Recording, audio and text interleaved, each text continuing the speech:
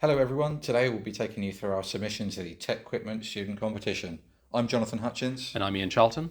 And we are second year undergraduate mechanical engineering students at Southampton Solent University. We're excited to present our project, which was developed as part of our engineering materials module under the supervision of Dr. Tahan. We will be answering the question, can we identify unknown materials using mechanical properties in experimental testing? This is important because in industry, safety, and verifying your suppliers are common concerns, and recycling is an ever-growing need. The TecQuipment that we're using today is the SM1002 benchtop tensile testing machine. On the right side we have the small coarse adjustment wheel for setup and a large wheel with a 50:1 gear ratio, which is used during tensile testing. Between the chucks we've placed a long specimen for use with the optional extensometer so we can calculate the Young's modulus. To find the ultimate tensile strength of our materials, we need to use the short samples without the extensometer fitted. Data is measured by the load sensor and displayed on the digital load meter. The extensometer dial gauge is connected to VDAS software, where we input the sample dimensions and record the data from both the extensometer and load cell. This allows us to calculate the stress and strain. This is how we'll approach the research question. We'll start with pre-test measurements before moving on to the testing. Then we'll analyse the results and use the results to try and identify the materials. Finally, we'll use several methods to verify our findings. To help narrow down the possible materials in the database, we calculated the density of each sample by using the volumes and the masses. By using the density formula, we were able to identify a key physical property that supports material identification. Across our three samples, a behaviour called necking is exhibited. This is where the material plastically deforms beyond the maximum tensile strength before fracture, causing a reduction in cross-sectional area.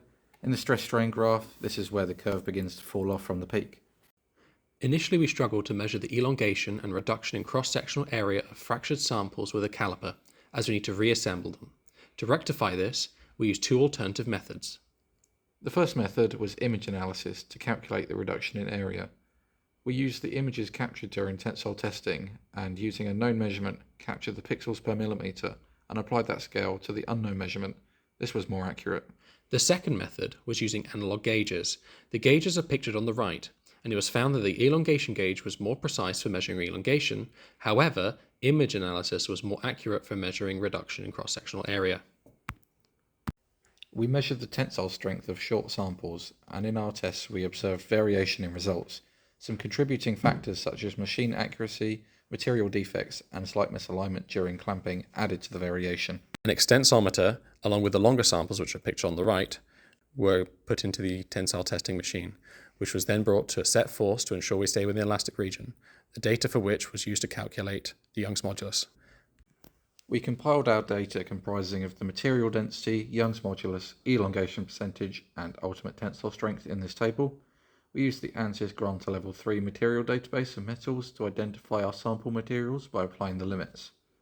In the case of material A, we found it must be a variant of carbon steel or stainless steel. For material B and C, we reached a much more conclusive selection of brass and aluminium.